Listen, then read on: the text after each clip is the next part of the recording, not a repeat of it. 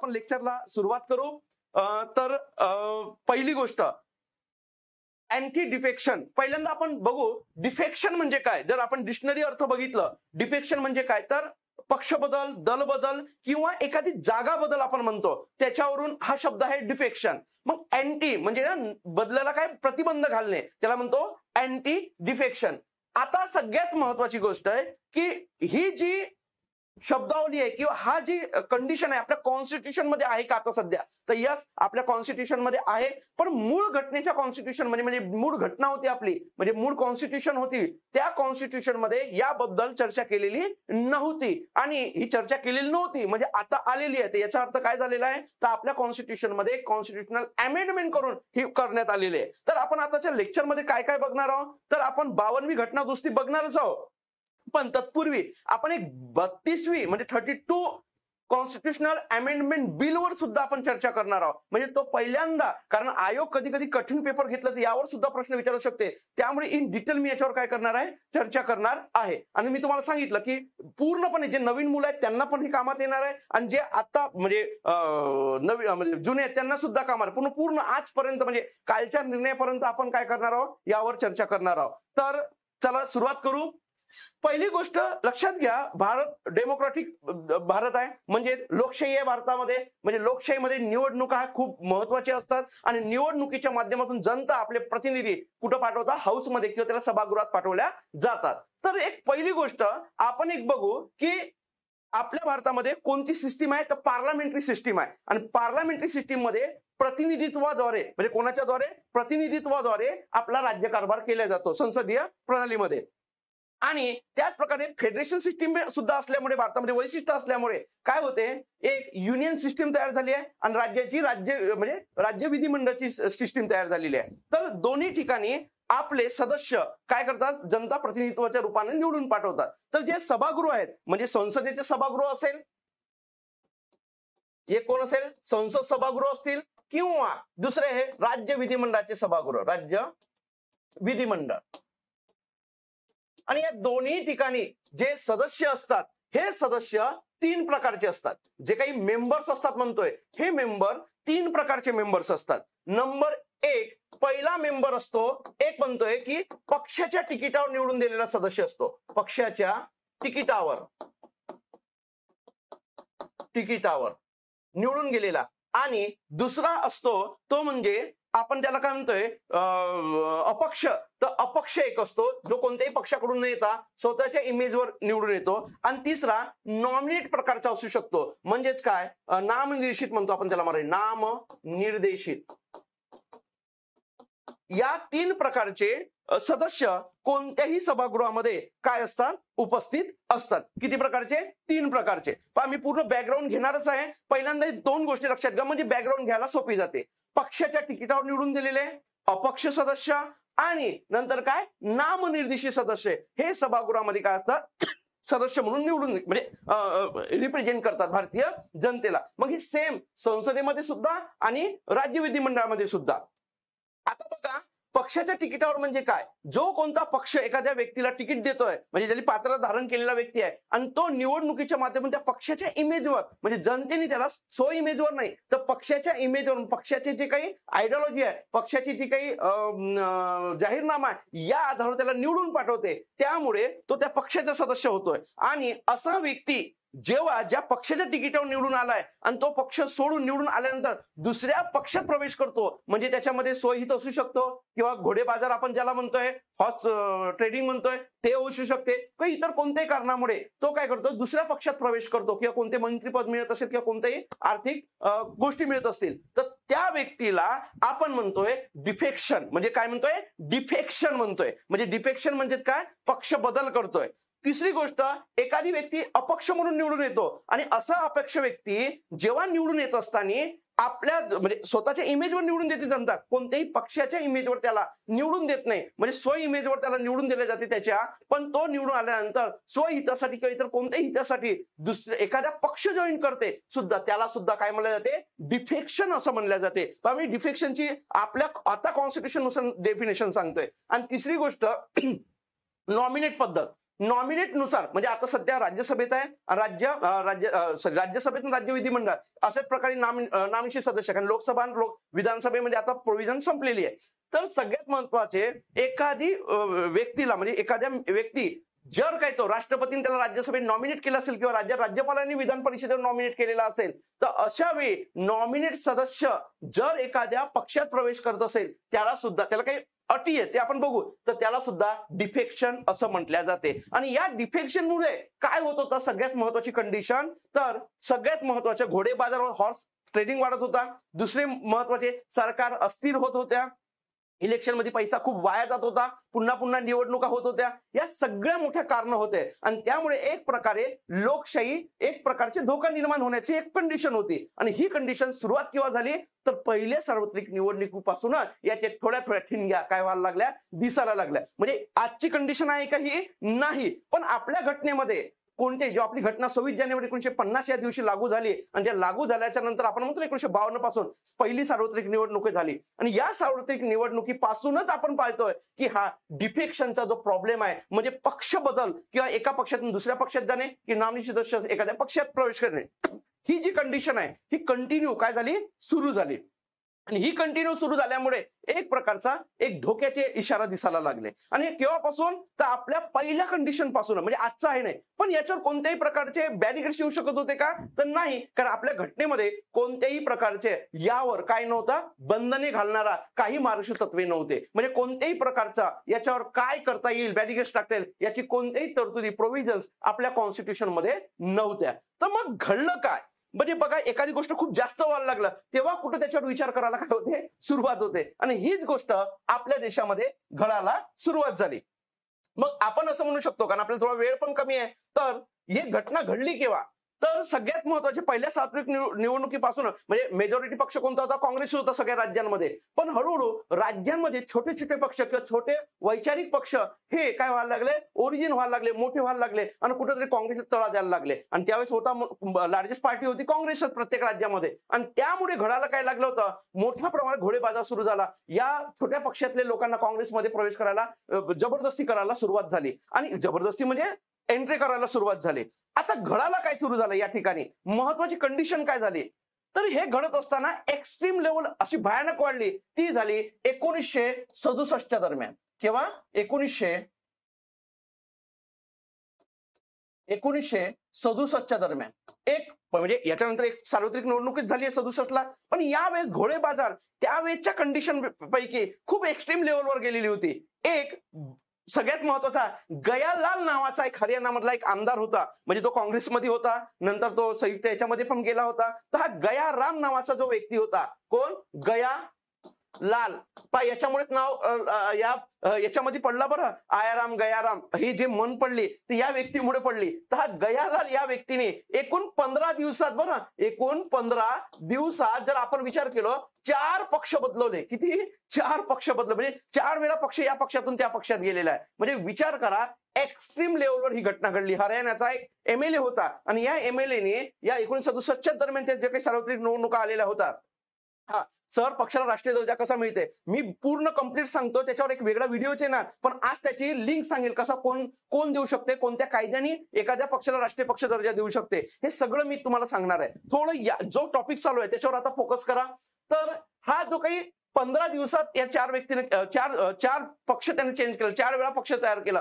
त्याच वेळेस लक्षात घ्या, एक भजनलाल नावाचे व्यक्ती होते, भजनलाल, त्या भजनलाल मुख्यमंत्री होते, आणि यांनी आपल्या मंत्र्यासहितच आपल्या स्वतःचा पक्ष सोडून दुसऱ्या पक्षामध्ये काय केलेला होता, प्रवेश केलेला होता. म्हणजे बघा, हे 1967ला एका हरियाणामध्ये ह्या 2 गोष्टी घडलेल्या होत्या मोठ्या, की एक मुख्यमंत्री पूर्ण मंत्र्यांसहित आपला काय करतो, पक्ष दुसऱ्या पक्ष आपल्या स्वपक्षातून दुसऱ्या पक्षामध्ये काय करतो, प्रवेश करतो. म्हणजे अशी भयानक गोष्ट 1967ला घडायला सुरुवात झाली. आणि याच वेळेस 1967ला जशी आपली संसदेची, लोकसभेची इलेक्शन, त्याच वेळी राज्याच्या विधानसभेच्या सुद्धा इलेक्शन झाल्या, आणि त्याच्यामध्ये 3,500 एकूण एमएलए आपण त्यावेळेचा कॅल्क्युलेशन केला तर 3,500 एमएलए पैकी 550 एमएलए त्यावेळेस स्वपक्ष सोडून दुसऱ्या पक्षामध्ये काय केलेला होता, प्रवास केलेला होता. म्हणजे सगळ्या घटना एक एक्स्ट्रीम लेवलवर कोणत्या वर्षी म्हणजे त्यावेळेस न घडलेल्या पैकी वर्ष कोणता होता,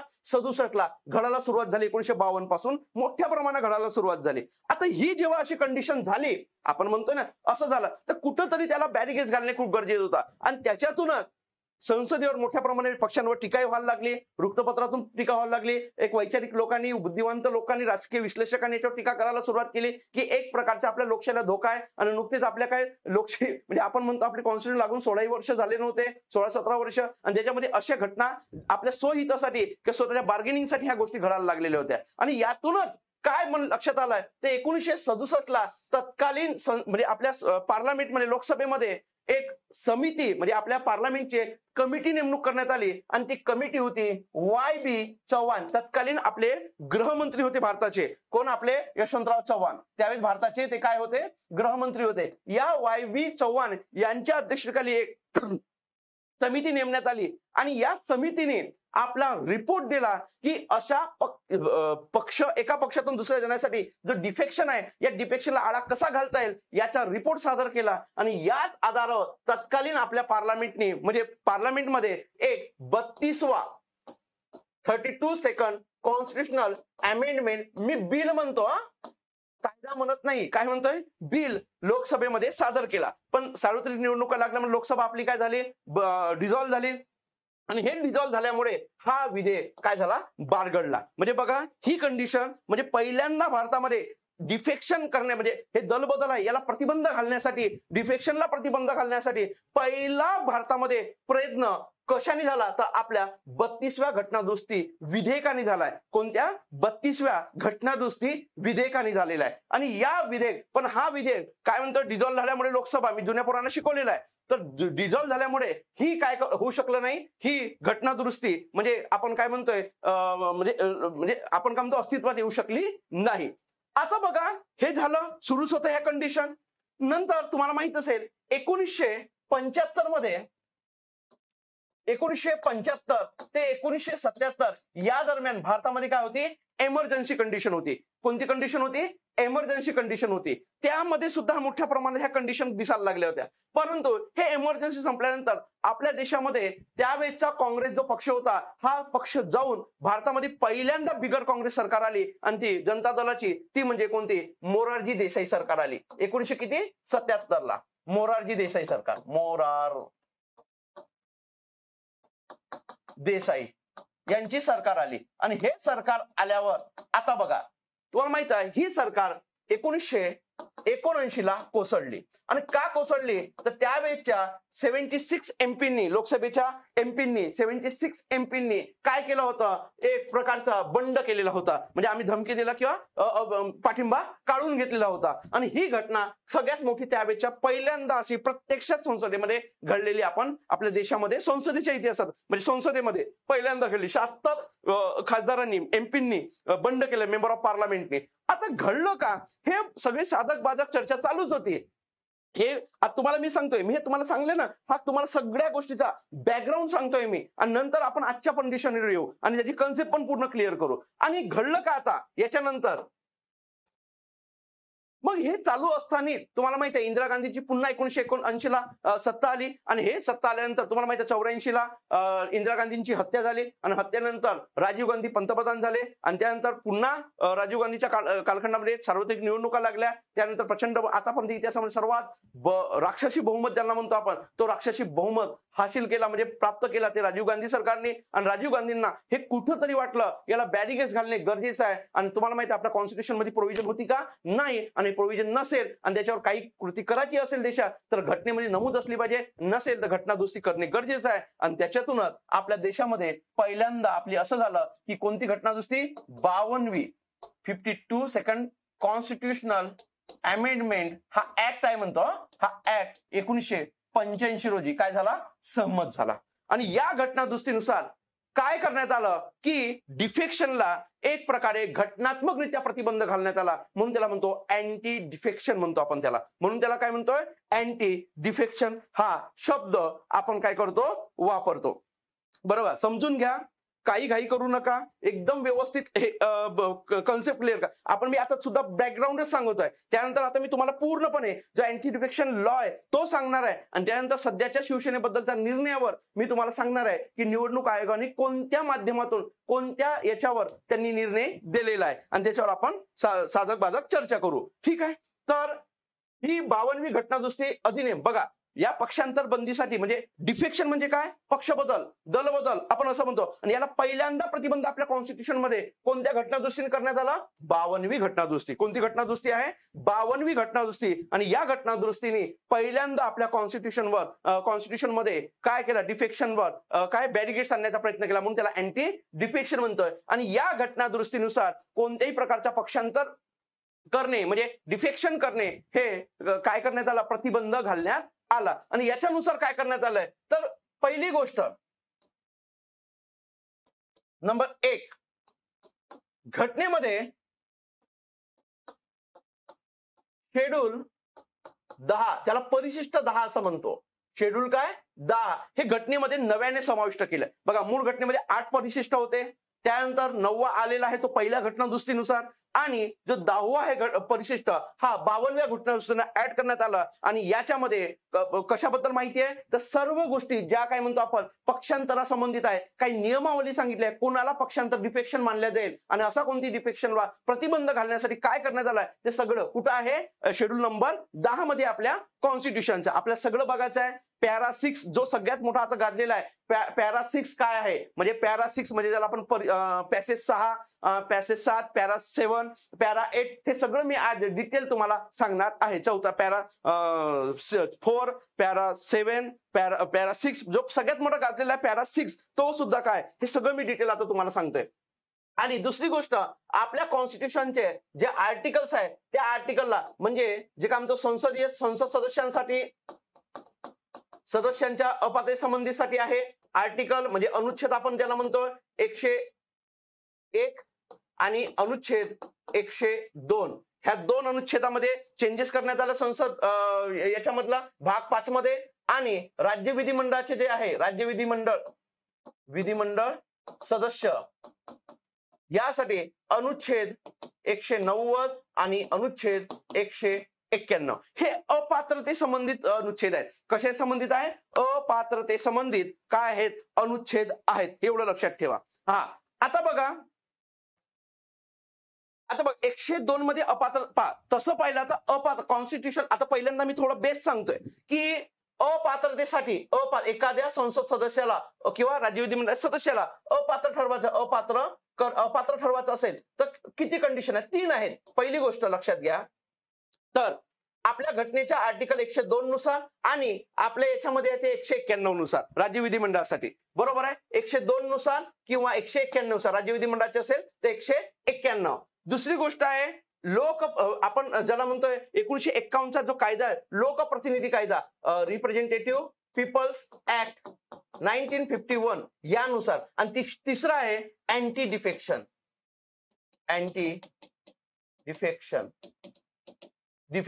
किती झाले, 3 कंडिशन झाले आपल्या, 3. आता बघा, या संबंधित कोणताही निर्णय द्यायचा असेल, अपात्र झालाय की नाही झालाय, ते भारताचे कोण देतात, राष्ट्रपती. आणि राज्याचा इश्यू असेल तर कोण देतात, राज्यपाल देतात.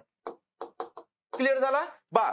102 नुसार 191 नुसार अपात्र करायचं, अरे तो भारताचा नागरिक नसेल, त्याने लाभाचे पद धारण केले असेल, अशा कंडिशन्स कुठे दिलेल्या आहे, 102 मध्ये 191 मध्ये आणि लोकप्रतिनिधी अधिनियम मध्ये. आणि या संबंधित या 2 कारणांनी, हे कारण आहेत, या 2 कारणांनी एखादी सदस्य अपात्र झाला असेल तर त्याचा निर्णय कोण देतात, संसद सदस्यांसाठी राष्ट्रपती आणि राज्याच्या विधिमंडळासाठी राज्यपाल. आणि हे निर्णय देत असताना राष्ट्रपती किंवा राज्यपाल केंद्रीय निवडणूक आयोगाचा सल्ला घेणे त्यांच्यावर काय आहे, बंधनकारक आहे. कोणत्या कंडिशन साठी, या 2 कंडिशन साठी. आणि अँटी डिफेक्शन नुसार म्हणजे पक्षांतराच्या कारणावरून एखादी सदस्य जर अपात्र झाला असेल तर त्याचा निर्णय सभागृहाचे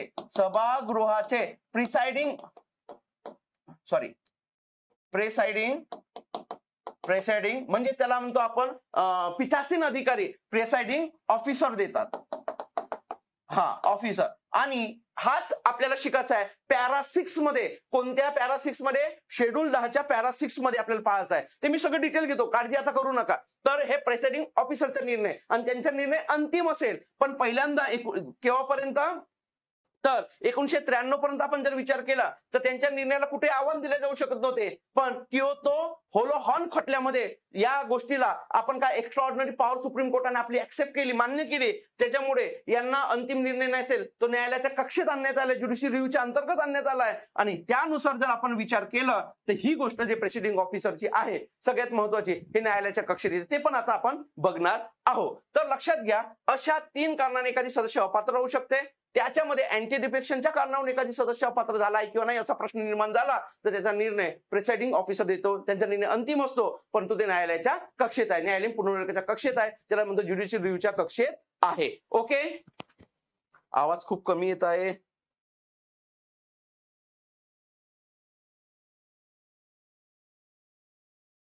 ओके, आवाज येतोय ना? पण हा, तर हे अशा प्रकारचं आता आपण बघितलं, ही कंडिशन झाली. आता इथपर्यंत तुम्हाला बेसिक समजलं असेल. आता आपण घेऊ आपले अनुच्छेद काय म्हणतो आपण, शेड्यूल 10 मध्ये काय सांगते ते आता आपण बघणार आहोत. तर काय आहे लक्षात घ्या. येतोय हा विशाल? ओके ओके, ठीक आहे ठीक आहे ठीक आहे. तर आता बघा सगळ्यात महत्वाचं काय. तर नंबर 1 परिशिष्ट 10 काय बघा. या 52व्या घटना दुरुस्तीनुसार जे 1985 ला झाली त्यामध्ये कोणते बदल झाले? घटनेमध्ये परिशिष्ट 10 टाकण्यात आली नव्याने. नंबर 1 गोष्ट झाली. आणि आमच्या घटनेत ऑलरेडी आर्टिकल होते 101, 102 जे संसद सदस्यांसाठी होते, त्याच्यामध्ये चेंजेस करण्यात आले.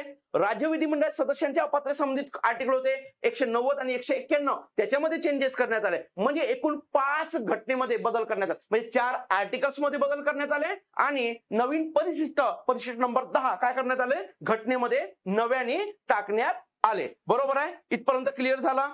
आता बघा, हा ज्यांचा आवाज कमी आहे त्यांनी श्याम एक काम करा की क्वालिटी वाढवून घ्या त्या आपल्या युट्यूबच्या सेटिंग मधून जाऊ, म्हणजे तो आवाज क्लिअर येईल तुम्हाला. ठीक आहे, तर ही कंडिशन झाली, समजली. आता बघा आपला शेड्यूल 10 काय सांगतो, म्हणजे परिशिष्ट आपण म्हणतो, परिशिष्ट हा 10 काय सांगतो.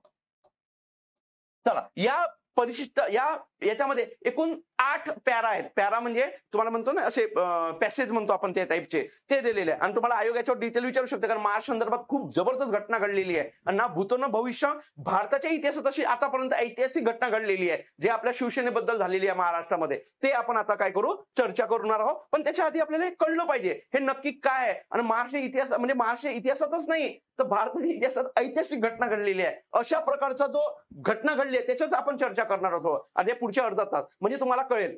आता बघा, हा बरं, आर्टिकल घटना दुरुस्ती 32वी कळली, म्हणजे विधेयक कळला पहिला 32वा. नंतर 52वी घटना दुरुस्ती अधिनियम कळला. आता तुम्हाला बॅकग्राऊंड कळला पूर्ण, पहिले कुठं कुठं घडलेलं होतं, काय घडलं, त्याच्यामुळे ते तुम्हाला ओझरतं सांगणे गरजेचं होतं. आता बघा परिशिष्ट 10 मध्ये काय सांगितलं. नंबर 1 मी तुम्हाला काय म्हणतोय की पहिला सदस्याबद्दल, म्हणजे कोणता सदस्य अपात्र ठरू शकते. ठीक आहे, पहिली गोष्ट नंबर 1 म्हणजे कोणती, तर राजकीय पक्षाचे सदस्य, म्हणजे कोणताही व्यक्ती एखाद्या राजकीय पक्षाच्या तिकिटावर जो निवडून येतो तो अपात्र कोणत्या आधारावर करू शकतो. तर बघा, राजकीय पक्षाच्या सदस्य किंवा पक्षांचे सदस्य असं म्हणलं तरी चालेल, जर अपात्र ठरत असेल तर कसं. आता पहिली गोष्ट, हा पॅरा 2 मध्ये दिलेला आहे. ही माहिती सगळी कुठे दिली आहे? पॅरा 2 मध्ये. नंबर 1 याच्यामध्ये काय सांगितलं, एखाद्या कोणत्याही राजकीय पक्षाचा सदस्य, समजा हा ए व्यक्ती आहे, काँग्रेसच्या तिकिटावर निवडून आलेला आहे आणि यांनी स्वेच्छेने म्हणजे स्वतःहून एखाद्या कोणत्याही दुसऱ्या पक्षात काय केला असेल, प्रवेश केला असेल, म्हणजे काँग्रेसमधून निवडून आलेला आहे आणि तो बीजेपी मध्ये गेलेला आहे, का कोणताही दुसरा पक्ष असं म्हणू शकता. तर लक्षात घ्या, स्वेच्छेने गेलेला आहे. तर लक्षात घ्या, त्याच्यावर पक्षांतर बंदी अधिनियमानुसार म्हणजे अँटी डिफेक्शन ऍक्ट नुसार काय होते, कारवाई होते. असं कोण सांगते? परिशिष्ट 10 सांगते. परिशिष्ट 10 मधला शेड्यूल नंबर पॅरा नंबर 2 मध्ये सगळ्या सांगेल. ते बाउद्या पॅरा जर लक्षात नाही आलं तर चालेल, फक्त एवढं लक्षात ठेवा. नंबर 1 राजकीय पक्षाच्या सदस्याची पहिली अट काय, जर कोणत्याही प्रकारचा एक राजकीय पक्षाचा सदस्य म्हणून निवडून आला असेल आणि स्वेच्छेने दुसऱ्या पक्षात काय केलं असेल, प्रवेश केला असेल, तर तो लक्षात घ्या, पक्षांतर बदली अधिनियमानुसार अपात्रतेस काय असतो? पात्र असतो. अपात्रतेस काय असतो? पात्र असतो. बरोबर आहे. नंबर 2 दुसरी कंडिशन.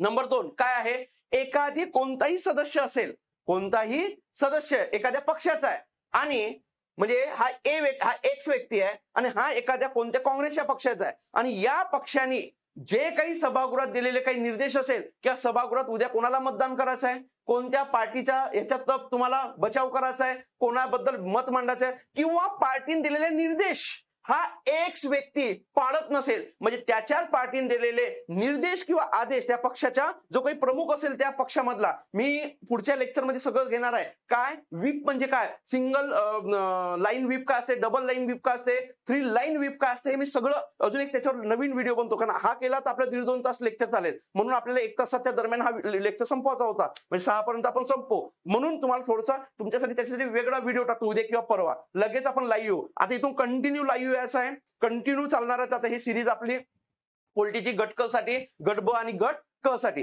ठीक आहे. तर हा एक्स व्यक्ती ज्या कोणत्या पक्षाचा आहे आणि त्या पक्षाच्या दिलेल्या प्रमुखाने त्याचे दिलेले काही निर्देश असतील, आदेश असतील, याचे काय करत नसेल? पालन करत नसेल त्या पक्षाच्या प्रमुखाचे किंवा पक्षाच्या आणि त्याच्या विचारानुसार मतदान करत नसेल याच्यामध्ये सभागृहामध्ये, तरी लक्षात घ्या हा व्यक्ती सुद्धा काय असतो, कशाच अपात्र ठरतो? तर तो व्यक्ती अपात्र ठरतो कोणत्या म्हणजे पक्षांतर बंदी यासाठी अपात्र ठरू शकतो. समजल्या दोन्ही गोष्टी. राजकीय पक्षाच्या सदस्यासाठी स्वेच्छेने जर कोणत्याही दुसऱ्या पक्षात प्रवेश केला असेल तरी त्याला पक्षांतर बंदी कायद्यानुसार अपात्र ठरू शकते. नंबर 2 त्या पक्षाच्या आदेशाचे त्या निर्देशाचे त्याला पालन केलं नसेल, त्याच्या विरुद्ध मतदान केलं असेल पक्षाच्या, तरी तो काय ठरू शकतो? अपात्र ठरू शकतो. नंबर 2 आपण पाहिलं मगाशी कोणता सदस्य, तर नंबर 2 कोणता सदस्य म्हणू शकतो आपण? तर अपक्ष सदस्य. मग अपक्ष सदस्य काय? अपक्ष सदस्य हा स्वतःच्या इमेजवर आलेला असतो निवडून, स्वतःच्या इमेजवर आलेला असतो आणि असा कोणताही सदस्य निवडणुकीनंतर अपक्ष निवडून आल्यानंतर जर त्याने कोणत्याही पक्षात प्रवेश केला असेल तरी तो पक्षांतर बंदी कायद्यानुसार काय ठरतो? अपात्र ठरतो. काय ठरतो? अपात्र ठरतो. कोणानुसार अपात्र ठरतो? कोणानुसार ठरतो? तर तो ठरतो अपक्षांतर बंदी अधिनियमानुसार अपात्र ठरतो. म्हणजे तो निवडून आला आणि दुसऱ्या पक्षात कोणत्याही पक्षात प्रवेश केला तर तो अपात्र ठरतो. तर तो असोसिएट मेंबर म्हणून राहू शकतो. असोसिएट मेंबर म्हणून राहू शकतो. म्हणजे तो पक्षात प्रवेश नाही, पण मी एखाद्या पक्षाला सपोर्ट करतो बा असं म्हणून तो आपली भूमिका बजावू शकतो. नंबर 3 काय आहे? नंबर 3 आपण म्हणतो नॉमिनेट सदस्य, नामनिर्देशित सदस्य. हे नामनिर्देशित सदस्य काय? जे काही नॉमिनेट होते 12 सदस्य राज्यसभेत आणि विधिमंडळामध्ये राज्यपाल करतात, बरोबर आहे, राज्यसभेत राष्ट्रपती करतात. तर हे नामनिर्देशित सदस्य जर का नामनिर्देशित केल्यापासून 6 महिन्याच्या आत, काय म्हणतोय, 6 महिन्याच्या आत जर कोणत्याही पक्षात प्रवेश करत असतील तर चालते आपल्या या कायद्यानुसार, पण 6 महिन्यानंतर म्हणजे नॉमिनेट केल्यापासून 6 महिन्यानंतर जर कोणत्याही एखाद्या पक्षात प्रवेश करत असतील तर लक्षात घ्या ते सुद्धा अपात्र ठरू शकतात पक्षांतर बंदी अधिनियमानुसार. क्लिअर झाला? आता मी हे जेवढं सांगितलं तिन्ही कंडिशन, या तिन्ही कंडिशन मध्ये लक्षात घ्या यावर जर तो सदस्य पक्षांतर बंदी अधिनियमानुसार अपात्र झालाय की नाही झालाय याचा अंतिम निर्णय त्या सभागृहाचे पीठासीन अधिकारी देऊ शकते. आणि हे कुठं सांगितलंय? या परिशिष्टाच्या पॅरा 7 मध्ये सांगितलेलं आहे, सॉरी पॅरा 6 मध्ये सांगितलेलं आहे. पॅरा 6 मध्ये काय सांगितलेलं आहे आणि याच्यावरच सगळ्यात मोठा आता इश्यू झालेला आहे आपल्या कुठं महाराष्ट्राच्या जो काही म्हणतो विधिमंडळामध्ये 2022च्या कंडिशन मध्ये काय घडला ते सांगतोय. आता काय पॅरा 6 काय म्हणते? जर काय लोकसभेचा असेल तर लोकसभेच्या पीठासीन अधिकारी कोण असतो? प्रेसिडिंग ऑफिसर, स्पीकर असतो. चला राज्यसभा असेल तर कोण असतो? प्रेसिडिंग ऑफिसर, चेअरमन असतो. Very good. आता बघा नंबर 1 राज्य विधिमंडळाचे. विधानसभा असेल तर नेहमी कोण असतो? स्पीकरच असतो. विधान परिषद असेल त्या राज्यात, विधान परिषद तर कोण असेल? चेअरमन असेल. बघा ते निर्णय या 3 कंडिशन मध्ये एखादी सदस्य काय झाला असेल, तो सदस्य काय नसेल, तो सदस्य काय म्हणजे अपात्र ठरला असेल तर लोकसभा असेल तर स्पीकर अंतिम निर्णय देतात, राज्यसभा असेल तर चेअरमन देतात, विधानसभा असेल तर स्पीकर देतात, विधान परिषद असेल तर चेअरमन, म्हणजे त्या सभागृहाचे प्रिसाइडिंग ऑफिसर असतात ज्याला आपण पीठासीन अधिकारी म्हणतोय. पण आता बोंब काय झाली होती आपल्या राज्यामध्ये, आपल्या जेव्हा जे आता काँग्रेसचे अध्यक्ष आहेत, प्रदेश अध्यक्ष आपले गोंदिया कोण भंडारा गोंदियाचे मला त्यांचं नाव नाही आठवत आता एकदम व्हिडिओवर. तर पटोले सॉरी त्यांचे जे आता जे अध्यक्ष आहे त्यावेळी ते स्पीकर होते, त्यांनी राजीनामा दिला होता पक्षाचा काँग्रेसचा हे होण्यासाठी प्रदेशाध्यक्ष.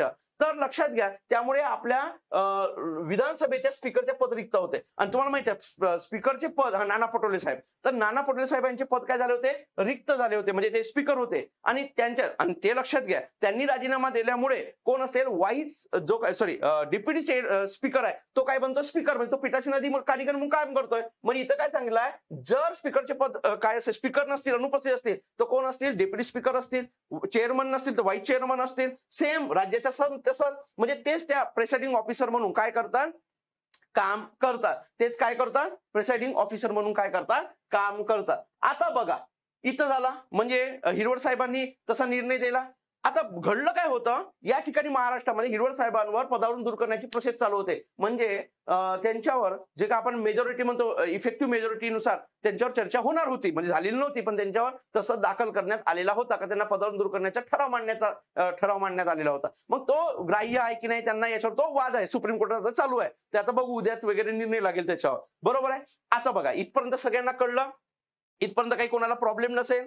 बरोबर आहे. आता घडलं का, पॅरा 7 काय म्हणते, पॅरा 7 काय म्हणते, सगळ्यात महत्त्वाचं पॅरा 7 काय म्हणते लक्षात ठेवा. याच्यानंतरचा जो काही प्रिसाइडिंग ऑफिसरने दिलेला निर्णय आहे, म्हणजे प्रिसाइडिंग ऑफिसर जो असेल स्पीकर, चेअरमन, विधानसभेचा स्पीकर किंवा चेअरमन यांनी दिलेला निर्णय हा अंतिम असेल, कोणत्याही न्यायालयात आव्हान देऊ शकलं जाणार नाही असं त्यावेळची कंडिशन होती. परिशिष्ट कुठं 10 मध्ये होती परिशिष्ट 10 मध्ये होती. आणि याच परिशिष्ट 10च्या पॅरा नंबर 7 काय म्हणतोय, पॅरा नंबर 7 मध्ये काय सांगते, यांनी पीठासीन अधिकाऱ्यांनी दिलेला निर्णय अंतिम असेल, म्हणजे कोणत्याही म्हणजे त्यांना एक्स्ट्रा ऑर्डिनरी पॉवर दिलेला होता. कोणी एक्स्ट्रा ऑर्डिनरी पॉवर परिशिष्ट 10 मध्ये दिला होता घटनेने. परंतु तुम्हाला माहित असेल केशवानंद भारती खटल्यामध्ये चांगला बेसिक स्ट्रक्चर आहे न्यायालयीन पुनर्विलोकन, बरोबर आहे की नाही. आणि याच कंडिशन मध्ये असं घडलेलं आहे की या पॅरा 7 ला 1993 ला किती, 1993 ला किती, पॅरा 7 मध्ये पॅरा 7 काय म्हणते, पीठासीन अधिकाऱ्यांनी दिलेले निर्णय कोणत्या न्यायालयात आव्हान देता येत नाही, त्यांचा निर्णय अंतिम असतो असा पॅरा 7 म्हणते. आणि या पॅरा 7 ला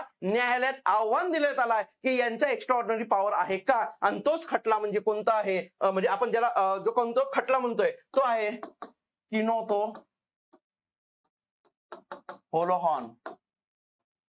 होलोहॉन खटला. बरं, किहोतो होलोहॉन खटला हा खटला होता. व्यवस्थित लिहून देतो वाटल्या,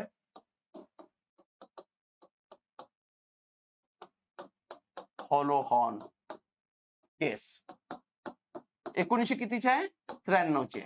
आणि या खटल्यात काय सांगितलं होतं, सुप्रीम कोर्टाने काय म्हणतोय, याच खटल्यात सुप्रीम कोर्टाने काय म्हणलं होतं की बाबा सुप्रीम कोर्ट आणि हायकोर्ट, सुप्रीम कोर्ट आणि काय हायकोर्ट, आपण ज्याला काय म्हणतो रे सुप्रीम कोर्ट आणि हायकोर्टला, म्हणजे जे आपली ज्युडिशरी आहे. आणि तुम्हाला माहिती आहे ज्युडिशरी रिव्ह्यू आर्टिकल 13 म्हणजे तुम्हाला सांगते डॉक्ट्रिन ऑफ ज्युडिशरी रिव्ह्यूची काय सांगितलं, परामर्श केला त्या शब्दासंबंधी. तर याच्यामध्ये काय म्हणते, हायकोर्ट आणि सुप्रीम कोर्ट जो कोणता आहे हा हायकोर्ट आणि सुप्रीम कोर्ट यांना एक्स्ट्रा ऑर्डिनरी ज्युरिडिक्शन आहे, यांना काय एक्स्ट्रा ऑर्डिनरी ज्युरिडिक्शन आहे. आणि यांच्याशिवाय कोणालाही एक्स्ट्रा ऑर्डिनरी ज्युरिडिक्शन राहू शकत नाही. म्हणजे जो पीठासीन अधिकाऱ्यांचा निर्णय अंतिम असेल याला सांगण्यात आलाय, त्यांचा निर्णय जरी अंतिम असेल पण न्यायालयात आव्हान देता येते. ज्युडिशरी शिवाय कोणीही याचा रिव्ह्यू करू शकत नाही आणि ज्युडिशरी हीच रिव्ह्यू करू शकते, त्यांना एक्स्ट्रा ऑर्डिनरी पॉवर आहे ज्युडिशरी रिव्ह्यू करण्याचा. म्हणून लक्षात घ्या या खटल्यात सांगितलं की पीठासीन अधिकाऱ्यांनी दिलेला निर्णय हा न्यायालयात आव्हान देता येते. हे सरळ सरळ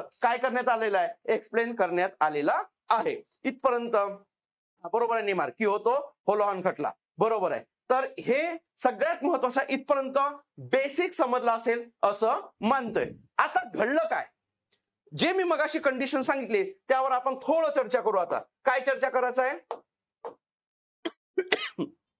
काय म्हणतोय, जे मी तुम्हाला सांगलं की कोणत्याही राजकीय पक्षाच्या सदस्यावर पात्र कसा ठरतो, बरोबर आहे. आता मूळ घटनेमध्ये काय होतं की अपवाद दिलेले होतं मूळ घटनेत. मी आता कोणाचं कंडिशन सांगतोय, मूळ घटनेतली कंडिशन सांगतोय. मूळ घटनेत काय होतं, अपवाद काय होता, नंबर 1 असा अपवाद होता की कोणत्याही पक्षाचे 1/3 सदस्य, पक्षाचे 1/3 सदस्य जर त्यांचा मूळ पक्ष सोडून, काय म्हणतोय, मूळ पक्ष सोडून, मूळ पक्ष सोडून सोडून दुसरा पक्ष नाही, त्यांनी मग स्वतःचा पक्ष स्थापन करत असतील, म्हणजे नवीन पक्ष स्थापन करत असतील, तर तो अपवाद ठरत होता. पक्षांतर बंदी अधिनियमानुसार त्यांच्यावर काय होऊ शकत नव्हता, तर त्यांच्यावर कोणत्याही प्रकारची कारवाई केली जाऊ शकत नव्हती. पहा मी काय म्हणतोय, लक्षात आलाय का? अपवाद काय होता, मूळ घटने सॉरी मूळ घटना नाही म्हणू शकतो, किती 1985 ची कंडिशन. 1985 जेव्हा 1985 ला ही घटना दुसरी झाली, त्यावेळीची कंडिशन काय होती, की 1/3 सदस्य जर त्यांच्या स्वपक्ष सोडून दुसऱ्या पक्षात नाही, दुसरा नवीन पक्ष स्थापन करत असतील, तर लक्षात घ्या त्यांच्यावर अपात्रतेची कारवाई केली जाऊ शकत नव्हती. आणि जर काय ते 1/3 सदस्य जरी असतील आणि स्वतःचा पक्ष स्थापन नाही करत असतील नवीन, पण दुसऱ्या पक्षात प्रवेश करत असतील, तर तो काय ठरत होता, पक्षांतर बंदी अधिनियमानुसार काय ठरत होता, अपात्र ठरू शकत होते. हे केव्हाची कंडिशन आहे रे, तर मूळ घटने म्हणजे सॉरी 1985 ची कंडिशन, जेव्हा नव्याने घटना दुरुस्ती झाली होती 52वी.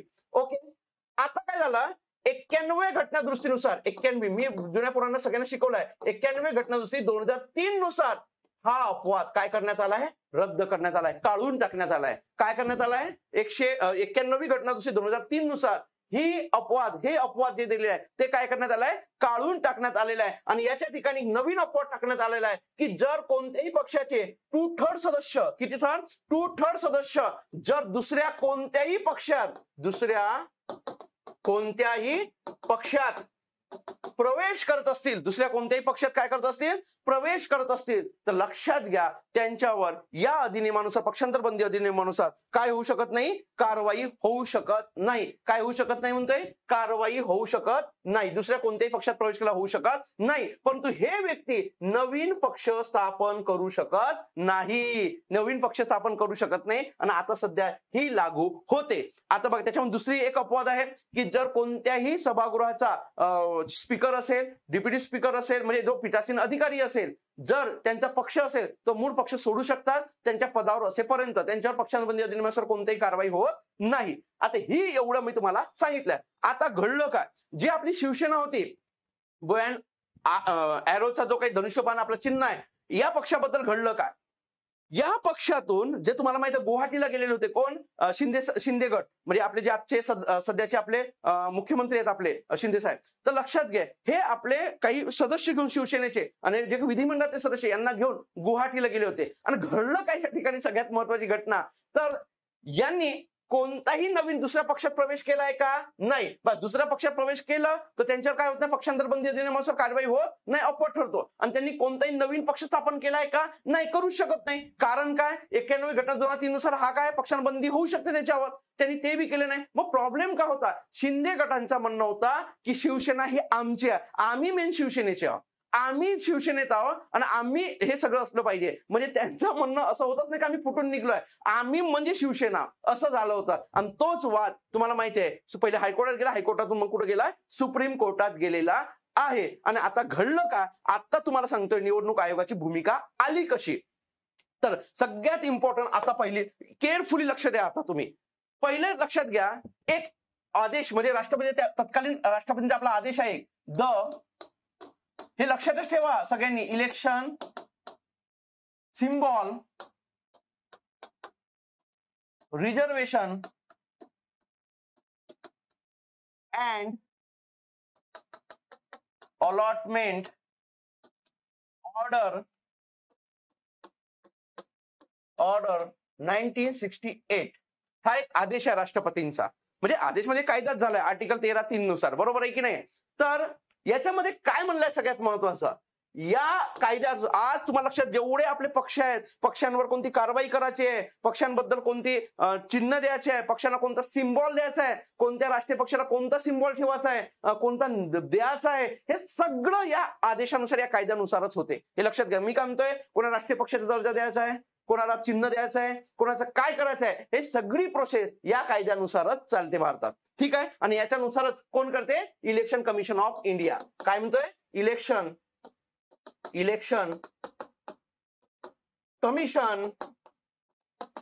कमिशन ऑफ इंडिया हे सगळं निर्णय घेते, बरोबर आहे. आता याच तुम्हाला सांगायचं म्हणजे काय, याच कायद्याचा जो काही आहे सेक्शन 15 आहे, या कायद्याचा सेक्शन 15 आहे आणि यानुसार क्वासी ज्युडिशरीचा अधिकार प्राप्त होते. म्हणजे अर्ध न्यायिक अधिकार कोणाला प्राप्त होते, इलेक्शन कमिशन ऑफ इंडियाला प्राप्त होते. कोणाला, इलेक्शन कमिशन ऑफ इंडिया यांना प्राप्त होते.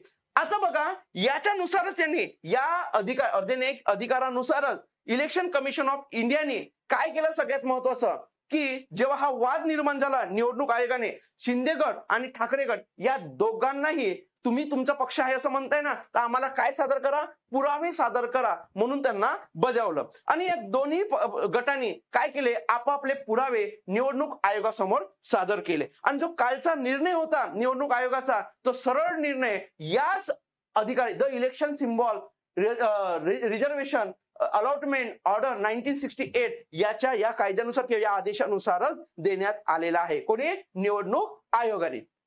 काय घडलं या ठिकाणी, सगळ्यात महत्वाचा हा काय आहे, आता आपण याला डिटेलमध्ये चर्चा करू. आणि याच्यानुसार घडलं काय, मग याच्यानुसार निर्णय कोण देईल, निवडणूक आयोग देईल. मग याच्या आधी घटना झाली होती का, तर हो, ते जर आपण हे बघितलं AIDMK नावाचा पक्ष आहे, कुठं, तामिळनाडूमध्ये, तर त्याच्या संबंधित 2018ला असा सेम झालेला होता. त्याच्यावर काय निर्णय दिला आणि आजचा निर्णय काय, या दोघांचे आपण काय करणार आहोत, चर्चा करणार आहोत. ठीक आहे, इथपर्यंत सगळ्यांना कळलं असेल मी अशी आशा करतो. आणि आपला नवीन आता जो काही निर्णय दिला त्याच्याकडे आपण काय करू, वळू. निवडणूक आयोगाने कशा आधारावर निर्णय दिला बघा. शिंदे गट आणि ठाकरे गट दोघेही सांगत होते का आमचा शिवसेना माझी आहे, म्हणजे शिंदे गट म्हणत होते आमची आहे आणि ठाकरे गट म्हणत होते हे आमची आहे. बघा, प्रत्येक पक्षाला आपली स्वतःची घटना असते, म्हणजे जशी देशाची घटना असते, म्हणजे घटना म्हणजे काय, मूळ कायदा त्यांचा, मूळ नियम असतात त्यांनी बनवलेले, बरोबर आहे. आणि प्रत्येक पक्षाला म्हणजे देशाला कारभार करण्यासाठी घटनेची गरज आहे, तसं पक्ष आपल्या स्वतःच्या घटना बनवून त्याच्यानुसार काय करतो, आपला काम करतो. आता बघा, हे सगळं घटना बनवण्याचं कारण काय, तर आपल्या देशामध्ये पक्षाच्या अंतर्गत त्याला म्हणतात इनर डेमोक्रेसी डेव्हलप करणे, हा मेन उद्देश आहे. कोणती, इनर डेमोक्रेसी. बघा, राज्यसेवा करणाऱ्यांनी हे लक्षात ठेवा शब्द, इनर डेमोक्रेसी. मग हा इनर डेमोक्रेसी डेव्हलप करायची आहे, म्हणजे तुम्ही बाबा तुमच्या घटनेत तुमच्या पक्षाची घटना आहे ती बनवा, त्यानंतर पक्षांतर्गत निवडणुका घ्या. पक्षांतर्गत ते प्रमुख असेल, जिल्हा प्रमुख, तालुका प्रमुख किंवा जे काही कार्यकारिणी असेल तुमच्या राज्याची, देशाची, त्याची काय करा, निवडणुका घ्या पक्षाच्या अंतर्गत. अशा प्रकारची तुमची घटना असायला पाहिजे, असा एक प्रकारचा इनर डेमोक्रेसीचा काय झाला, अर्थ झाला. आता घडलं काय या सगळ्या गोष्टीला, दोन्ही गटांना सांगलं तुमचे आम्हाला काय द्या, पुरावे द्या, एव्हिडन्स द्या, त्या आधारावर आम्ही तुम्हाला काय देऊ, निर्णय देऊ. त्या आधारावर आम्ही काय देऊ, निर्णय देऊ. आता काय घडलं सगळ्यात महत्वाचं पहा, थोडं लक्ष द्या. पुरावे काय, आता आपण पहिले बघू काय दिला होता. तर बघा, एक शिंदे गट घेऊ आपण, शिंदे ग्रुपनं काय सांगितलं, शिंदे ग्रुपनं काय, नंबर एक काय दिलाय की बघा, शिवसेनेचे, आता इथं मी प्रॉपर शिवसेनेचा हे करतो हा, शिवसेनेचे एकूण MLA होते निवडून आलेले, हे MLA होते किती, तर 55 निवडून आले 2019ला, बरोबर आहे, विधानसभेत 55. तर शिंदे गटाचं म्हणणं आहे की आमच्याकडे एकूण किती, 40 MLA होते, ते बरोबर भी होते, गेले भी होते त्यांच्यासोबत, बरोबर आहे, हा 40 MLA. आणि यांनी सांगलं जो एमपीचा आकडा आहे शिवसेनेचा तो होता 18. त्या 18 पैकी शिंदे गट म्हणतो आमच्याकडे MP किती आहेत, 13 आहेत. किती आहेत, 13 MP आहेत असं सांगते. आता बघा, त्याच वेळेस आपण जर हे बघितलं काय म्हणतो, त्याच वेळेस शिवसेनेचा आपले ठाकरे गटांचा बघू, ठाकरे ग्रुप घेऊ आपण, त्यांचं काय झाला, त्यांच्याकडे एकूण MLA होते जे काय म्हणतो आपण ते 15-14च्या दरम्यान होते, बरोबर आहे. आणि 13 पैकी 5 त्यांच्याकडे काय होते, MP म्हणजे खासदार होते, बरोबर. हे लोकसभेची कंडिशन आहे, हे विधानसभेची नाही, लोकसभेची कंडिशन आहे, बरोबर आहे. आता बघा, त्यांनी जो काही सादर केला, आपण जे काय म्हणतोय मेंबरचा, सदस्यांचा, तर यांनी कोणी, या शिंदे ग्रुपने जो काय म्हणतो आपण, शिंदे ग्रुपने सांगितलं का त्यांच्याकडे जे सदस्य आहे, प्राथमिक सदस्य ज्याला म्हणतो आपण, प्राथमिक सदस्य यांनी सांगितलं आपले प्राथमिक सदस्य 4,48,318 एवढे प्राथमिक सदस्य पाठवले त्यांनी. आणि जर आपण पाहिलं कोण, ठाकरे गट होते, या ठाकरे गटांनी त्यांचे प्राथमिक सदस्य म्हणून प्राथमिक मी एकदम डिटेल घेतोय. प्राथमिक सदस्य म्हणजे 19,21,815 सांगितले. 19,21,815 एवढे प्राथमिक सदस्य. आणि हे कोणाकडे गेले? आयोगाकडे गेले. हे कोणाकडे गेले? आयोगाकडे. आता बघा सगळ्यात महत्वाचं आयोगाकडे गेल्या. आता आयोगाने जो काही निर्णय दिला तो कसा दिलाय पहिले बघू. आता पहिली नेक्स्ट हा आयोगाने काय केलं बघा. आयोगाने जे प्रिन्सिपल वापरले कालच्या निर्णय प्रिन्सिपल किती 2 प्रिन्सिपल वापरले निर्णय देण्यासाठी. 2 प्रिन्सिपल लक्षात ठेवा. 2 प्रिन्सिपल काय आहे? पहिला प्रिन्सिपल आहे टेस्ट ऑफ पार्टी. हे बघा टेस्ट ऑफ पार्टी काय म्हणतोय? कॉन्स्टिट्यूशन हे बघू आपण काय आहे. आणि दुसरी गोष्ट सगळ्यात महत्वाची टेस्ट ऑफ मेजॉरिटी. या 2 आधारावर शिंदे गटाला धनुष्यबाणाने पक्ष दिला. कोणी? निवडणूक आयोगाने. मग आता निवडणूक आयोगाने काय म्हणलं आहे? सगळ्यात महत्वाची गोष्ट आहे निवडणूक. आता बघा थोडा प्रिव्हियस जाऊ आपण. निवडणूक आयोगाने काय म्हणलंय? 40 MLA आहेत. किती? 40 MLA आहेत. कोणाकडे? तर शिंदे गटाकडे. मग या 40 MLA आहे तर एक लक्षात घ्या, या जेव्हा 2019 इलेक्शन झाली त्या 19च्या इलेक्शन मध्ये आपण जर बघितलं शिवसेनेला एकूण किती जागा होते? 55. या 55 जागेची जी वोटिंग आहे, वोटिंग टोटल वोट्स होते. काय म्हणतोय? टोटल वोट्स होते. तर वोट्स आपण आता हे लिहू नाही तर डायरेक्ट मी सांगतोय 47,82,800 किती? सॉरी 47,82,440 एवढी वोटिंग भेटली होती. किती? 47,82,440 एवढी वोटिंग होती. कोणाला? एकूण त्यांचे 55 जेवढे मेंबर्स निवडून आले त्या मेंबर्सला एवढे हे होते. काय? वोटिंग होती 47,82,440. आणि यापैकी या 40चा जर रेशो केला तर या 40च्या आमदारामध्ये या शिंदे गटाला एकूण वोट बँक आली 36,57,327 एवढी वोटिंग भेटली. म्हणजे एकूण शिवसेनेला जेवढी वोटिंग भेटली त्याचे 76% वोटिंग कोणाला भेटली? तर शिंदे गटाला भेटली. किती गटाला भेटली? शिंदे. आणि ठाकरे गटाकडे किती राहिलेला आहे? तर 11,25,113. बरोबर आहे. एवढी भेटली. म्हणजे एकूण आता आपण बघून घेऊ ना 76 म्हणजे इथं किती? 24% भेटली. आणि एमपीचा जर विचार केला, एमपी म्हणजे मेंबर ऑफ पार्लमेंट, त्याला जर बघितलं तर एकूण वोटिंग होती 1,45,143 एवढी होती. आणि यापैकी शिंदे गटाला जे मिळालेले आहे ते शिंदे गटाला किती मिळालेले आहे? 74,88,634 म्हणजे एकूण वोटिंगच्या 73% मिळालेला आहे. बरोबर आहे. आणि यांना जो मिळालेला आहे हे किती आहे? 27,56,509. ओके. हा. आणि एकूण वोटिंगच्या किती? एक साधारणतः आपण म्हणू शकतो 27%. चला ओके. हे बघा मी आकडे का सांगतो? आयोगाने सेम असंच दिलेला निर्णय म्हणून मी तुम्हाला एवढा डिटेल सांगतोय ह्या गोष्टी. ओके. तर हे सगळं आपलं झालं. आता या आधारावर काय म्हणतोय आयोग? बघा काय म्हणते? Test of party constitution. दुसरं आहे टेस्ट ऑफ मेजॉरिटी. आता बघा तुम्हाला मी टेस्ट ऑफ मेजॉरिटी सांगतो. टेस्ट ऑफ मेजॉरिटी काय म्हणते? शिंदे गटाकडे एकूण 40 आमदार आहेत. किती पैकी? 55 पैकी. 55 पैकी किती आहे? 40. आणि 40 पैकी त्यांच्याकडे जे वोट बँक आहे ते किती आहे? 47,57 राहणार ना किती? 36,57,327 म्हणजे 36,57,327 वोटिंग. म्हणजे एकूण वोटिंगच्या 76% वोटिंग शिवसेनेला मिळालेल्या 76% वोटिंग त्यांना मिळालेलं आणि 24% कोणाला मिळालाय? ठाकरे गटांना मिळालेले आहे. आणि एमपीचा जर विचार केला 13 MP यांच्याकडे आहेत. आणि 13 MP मध्ये जर आपण विचार केला तर साधारणतः 73% वोटिंग यांना आहे. म्हणजे वोटिंगच्या बघितलं तर 74,88,634 शिंदे गटाला आहे. तर लक्षात घ्या एवढ्या सगळ्या गोष्टी आहेत. म्हणजे टेस्ट ऑफ मेजॉरिटीचा विचार केला म्हणजे मेन रिझल्ट याच्यावरच दिलेला आहे. टेस्ट ऑफ मेजॉरिटीवर कोणी? निवडणूक आयोगाने. आणि टेस्ट ऑफ मेजॉरिटीचा जर विचार केला तर या 2 गोष्टीमुळे म्हणजे एवढे वोट बँक आणि एवढी त्यांची जागा असल्यामुळे टेस्ट ऑफ मेजॉरिटी शिंदेकडे जाते. म्हणजे शिंदेला त्यांनी काय केलं? तो पक्ष आणि चिन्ह दिलेला आहे. आणि दुसरी गोष्ट test of party of constitution. काय आहे टेस्ट ऑफ पार्टी कॉन्स्टिट्यूशन? पहिली गोष्ट प्रत्येक पक्षाला कॉन्स्टिट्यूशन असते म्हणलंय. आणि आपल्या या 1966 ला जे काही शिवसेना स्थापन झाली होती त्यानंतर आपण म्हणतो 1999 कॉन्स्टिट्यूशन मध्ये काही त्यांच्या शिवसेना कॉन्स्टिट्यूशन बदल केले आणि कोणताही बदल करायचा असेल तर निवडणूक आयोगाला कळवावं लागते. कोणता? प्रत्येक पक्षाला. सेम 2018 मध्ये शिंदे म्हणजे शिवसेनेमध्ये पुन्हा बदल केला, म्हणजे त्यांच्या घटनेमध्ये बदल केला. कोणाच्या? शिवसेनेच्या. परंतु ती माहिती निवडणूक आयोगाला कळवली नाही. कोणी? शिवसेनेने. आणि हीच गोष्ट सांगते की तुम्ही आम्हाला 2018चा जो बदल झालेला होता तुमच्या शिवसेनेमध्ये दुरुस्ती केली होती त्याच्यात आम्हाला कळवलं नाही, त्याच्यामुळे आम्ही 2018ची दुरुस्ती मान्य करत नाही. आणि त्या 18च्या दुरुस्तीनुसार जे काही निवडणूक म्हणजे तुमच्या ज्या नियुक्त्या झाल्या आहेत त्या कॉन्स्टिट्युशनली नाहीये, तुमच्या शिवसेनेच्या ह्याच्यानुसार, आमच्या ह्याच्यानुसार नाहीये, म्हणजे अनडेमोक्रॅटिक आहे त्या. म्हणजे म्हणजे काय म्हणतो आपण, लोकशाहीला धरून नाहीये. आणि लोकशाहीला धरून नसल्यामुळे ते सगळ्या नियुक्त्या आम्ही अवैध समजतो. आणि म्हणूनच त्यांनी सांगितलं टेस्ट ऑफ पार्टी कॉन्स्टिट्यूशन हे त्यांनी मान्य केलं. कोणाची? शिंदे गटाला. आणि त्यांनी तो पक्ष सिम्बॉल आणि काय तो पक्ष चिन्ह म्हणजे पक्ष सिम्बॉल आणि त्यांनी काय दिलं? पार्टी पूर्णपणे कोणाकडे गेली? शिंदे गटाकडे गेली. ओके.